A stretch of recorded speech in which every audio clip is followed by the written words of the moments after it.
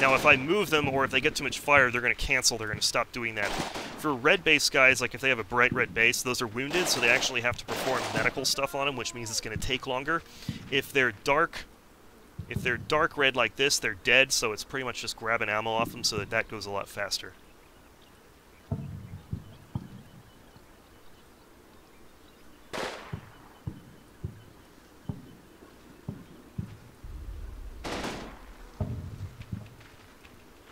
So you can see that assault is a slower advance. It takes longer for them to get to their destination.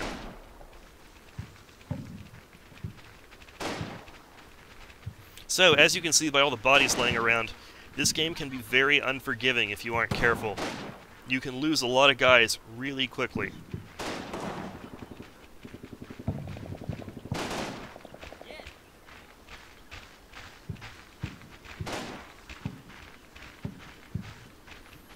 So I've pretty much completely gotten fire superiority over this. I have not gotten any fire from that in a long time now.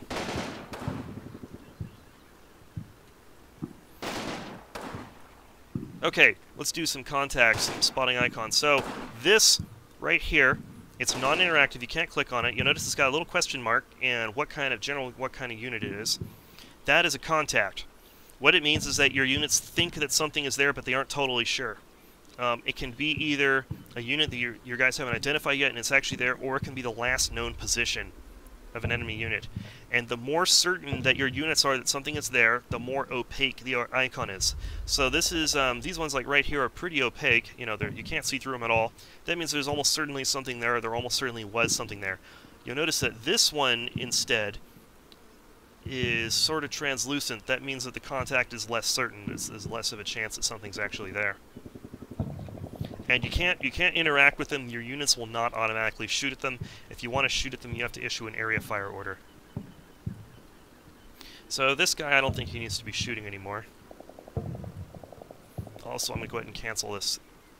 I'm going to go ahead and clear the targets on these scouts because they've got a bunch of machine guns with them now. They'll just fire at will on whatever they want. Oh yeah, my sniper. I should move this guy up, huh? Okay, we're going to go ahead and let this play out one more turn to get the tanks. Since this turn's not going to do anything, I'm just going to skip through it, since there's no action. That's one handy thing about this, is if it's a boring turn, you can just skip right through it. Okay, so now I got some tanks. These are T-34-85s. They're very superior to the 76mm versions. One of the big things I really like, besides the fact that they have a 85mm gun, which is more powerful, is they have a 3-man turret, which helps a lot with the operation of the tank. So we're going to go ahead and open them up so that they can actually see. Tanks spot very badly if they're not opened up, especially infantry targets. And we're going to go ahead and move them forward. We're going to use them to assist. These guys are going to attack the trench line. Now I'm going to move the tanks forward to assist them with long-range fire.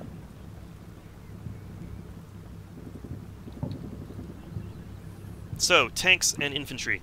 Tanks are, as you probably already know, pretty much impervious to rifle fire and machine gun fire. But infantry still have weapons that can damage them, the Germans especially, Panzerfaust, Panzerschrecks. If you get within about 150 meters of enemy infantry and tanks, they are vulnerable. They can get hit with rocket weapons that will... Yes, and I will soon be demonstrating why you don't open up tanks, because my commanders always get shot. So we're going to go ahead and spend a turn moving the tanks.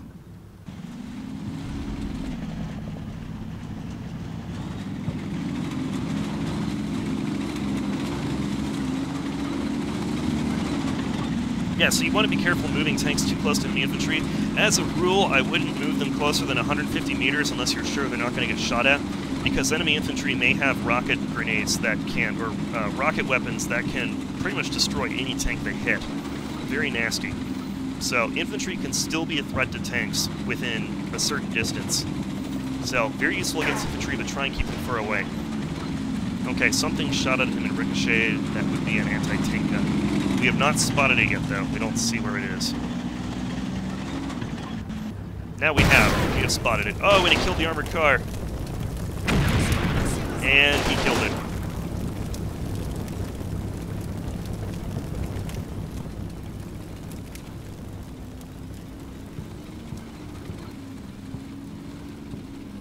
Okay, so we're going to demonstrate a new combat command. I think the last one, well, almost the last one we have to demonstrate. So, we want these tanks to shoot on these guys, and because we want to minimize the amount of time between when the shelling stops in this trench line and when this assault element over here actually reaches the trench line, because that maximizes the chances that the enemy is still going to be cowering and unable to return fire. Now, we don't want to do a whole turn because these guys may actually run into the explosions, and that would be bad. So, we have a new command here, or I guess it's relatively new, called Target Briefly, down here at the bottom of the Combat Command panel. It works just like Target, except you'll notice a little time down here, like pause, 15 seconds. So, this unit is going to fire for 15 seconds, and then it'll self-cancel the target. And you can increase the amount of time by clicking Target Briefly again. You'll notice it hits 30 now. And you can continue going upwards, and it doesn't end. If you want to cancel it and reset the time, you have to do Clear Target. So we'll be safe, and we'll pick 30 seconds.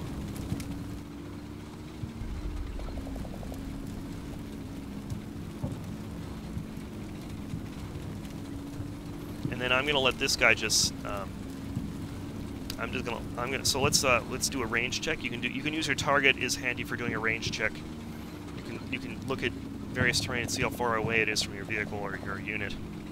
I'm gonna let this guy just sit here and he'll have the ability to fire on his own.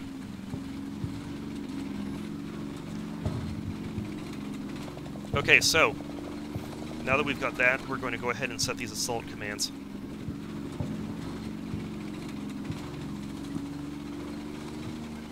I'm going to let the sniper team sit there, and they'll provide covering fire if I need it.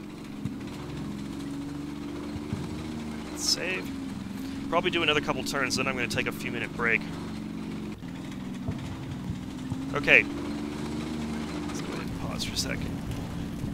So, as these guys start moving forward, these tanks are going to shoot for 30 seconds on that trench line. And they should stop shooting before the guys get close.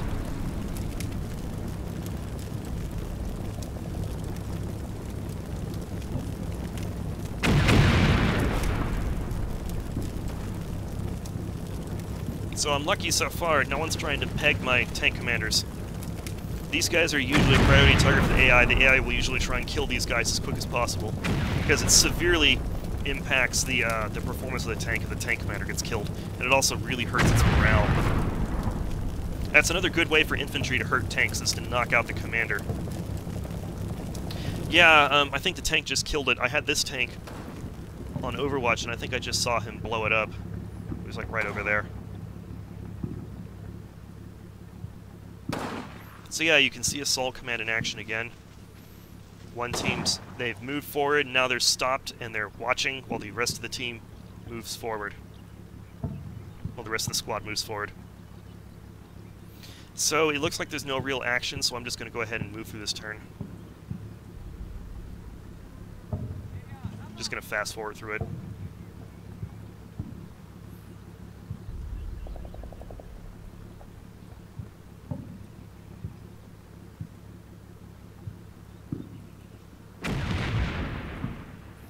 So that's tanks just firing on targets that they're choosing. It looks like they spotted a guy over here. Yeah, you can tell by the smoke on an HE round hit over there.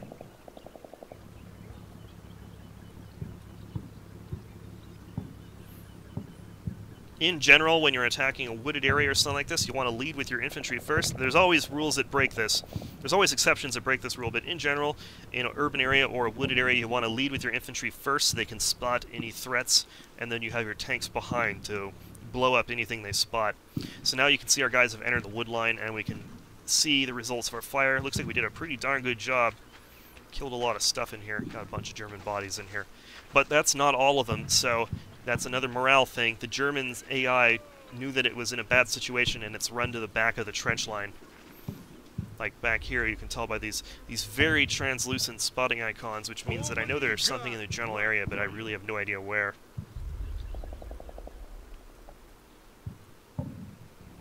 Okay, so now that we've taken the trench line and there's no immediate threat, I'm going to go ahead and move. I tend to use quick as a default movement order, as you've noticed. I think it's a good balance between speed and ability to react. I'm going to go ahead and move this tank up. And I think I'm actually going to button him because he's going to be pretty close to the enemy and I don't want that TC to get shot. And I'm going to hunt him up here. Let's go ahead and move the sniper team up. There's no need for them to sit back here now.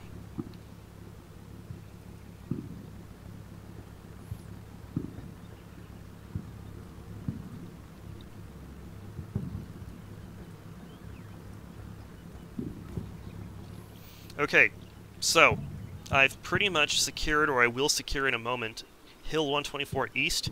We now need to attack through the objective and take Hill 124 West. So I'm going to move my guys along the trenches, and they're basically just going to clear and kill stuff as they go. Since I already know the area is clear, I'm going to go ahead and change their assault commands to quick commands to get this moving faster. And then I'm going to give them assault commands right down the trenches.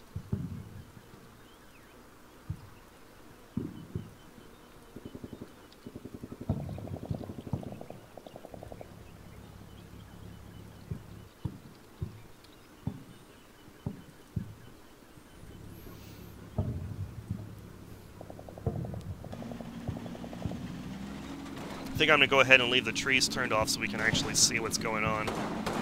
Okay, so here we got some enemy infantry. Oh, we got him. Oh, and that's some fire.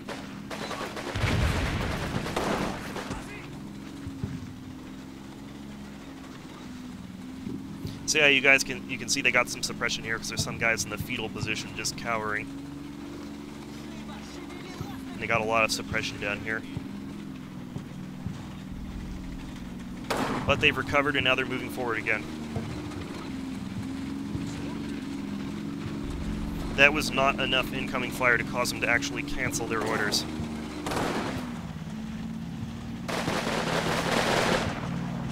And there's some Germans running away. Those are not any scripted orders, that's just attack AI. Well, I don't know why he ran out of the trench, but that's just attack AI going into self-preservation mode. They don't always do smart things when they go into self-preservation mode.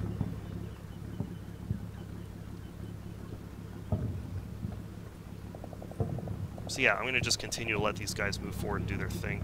I think I'm going to move this tank a bit. It's a little bit risky moving him this close, but I want to be able to use him.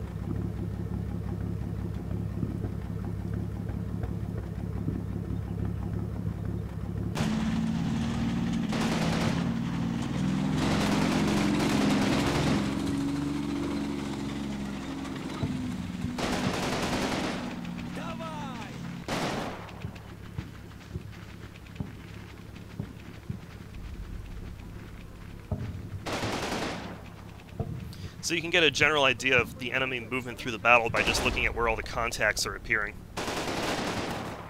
You notice that there's none on this side now, and they're all over there, which is a pretty good indication that even though I don't spot enemy units all the time, it's a pretty good indication that they've moved that way. And as you can see, these guys over here spotted some guys in the wood line here and decimated them on their own. So as you can see, I'm using very little in the way of target commands. You really don't have to usually use them. Looks like my guys spotted an anti-tank gun. This one's already knocked out. You can see down there. That's the one that my tank blew up. It's just the crew left over.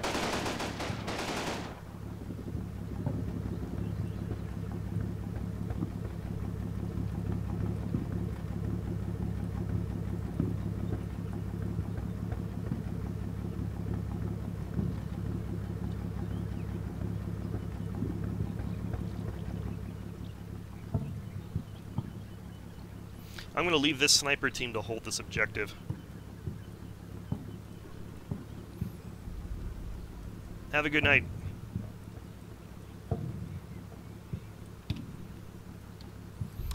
Yeah, and it's probably pretty late for the Europeans. If you don't want to stay up to watch the rest of it, I'll probably upload this whole thing to YouTube since it's got some instructional stuff in it. Yeah, so I'll probably upload the whole show to YouTube, and of course you can watch the whole thing on Twitch too. So yeah, you don't have to stick around if you're tired.